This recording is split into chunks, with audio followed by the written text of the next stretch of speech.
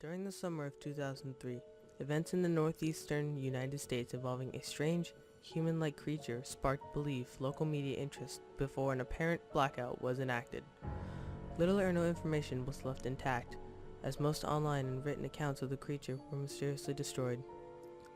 Primarily focused in rural New York State and once found in Idaho, self-proclaimed witnesses told stories of their encounters with the creature of unknown origin. Emotions range from extremely traumatic levels of fright and discomfort to an almost childlike sense of playfulness and curiosity. While their published versions are no longer on record, the memories remain powerful. Several of the involved parties began looking for answers that year. In early 2006, the collaboration had accumulated nearly 24 documents dating between 12th century and present day, spanning 4 continents. In almost all cases, the stories were identical. I've been in contact with a member of this group and was able to get some excerpts from the upcoming book. A Suicide Note, 1964.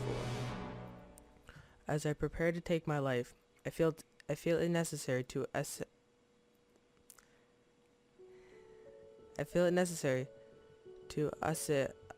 assuage or any guilt or pain I have introduced through this act.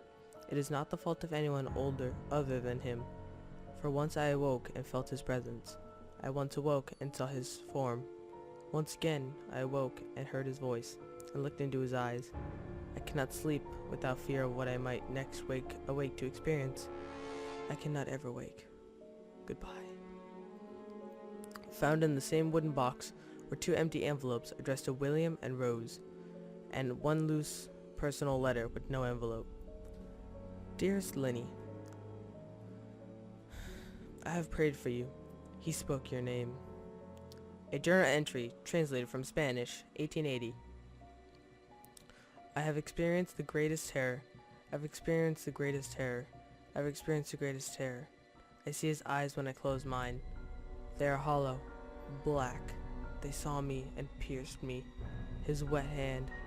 I will not sleep. His voice. Unintelligible text.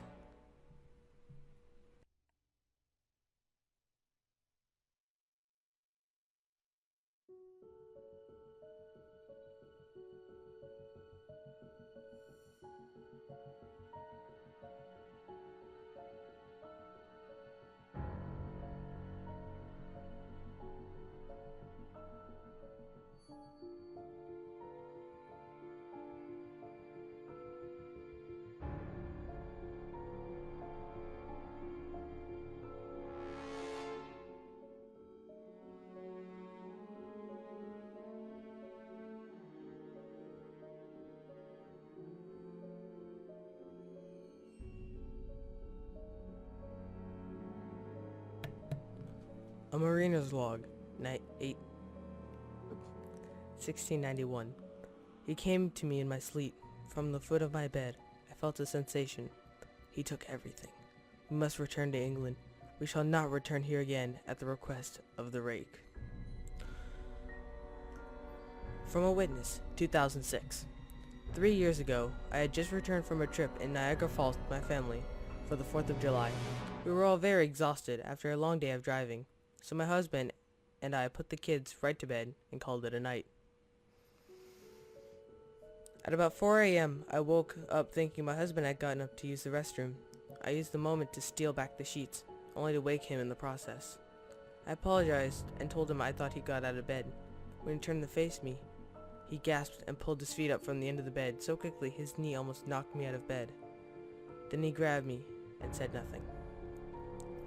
After adjusting to the dark for half a second, I was able to see what caused the strange reaction. At the foot of the bed, sitting and facing away from us, there was what appeared to be a naked man, or a large hairless dog of some sort. Its body position was disturbing and unnatural, as if it had been hit by a car or something.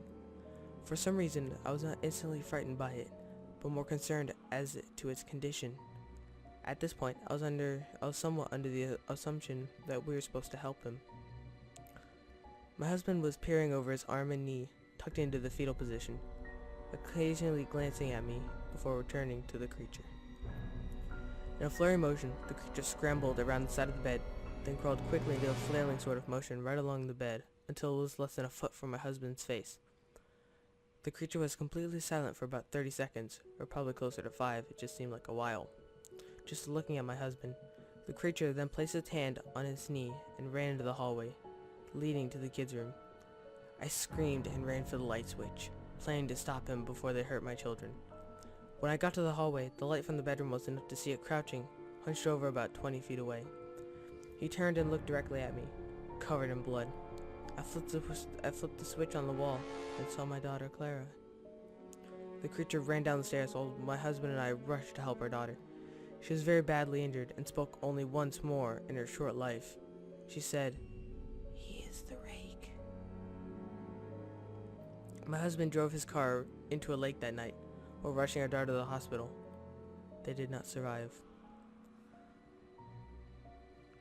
Being in a small town, news got around pretty quickly. The police were helpful at first, and the local newspaper took a lot of interest as well. However, the story was never published, and the local television news never followed up either. For several months, my son Justin and I stayed in a hotel near my parents' house. After we decided to return home, I began looking for answers myself. I eventually located a man in the next town who had a similar story. We got in contact and began talking about our experiences. He knew of 2 other people in New York who had seen the creature we now referred to as the Rake.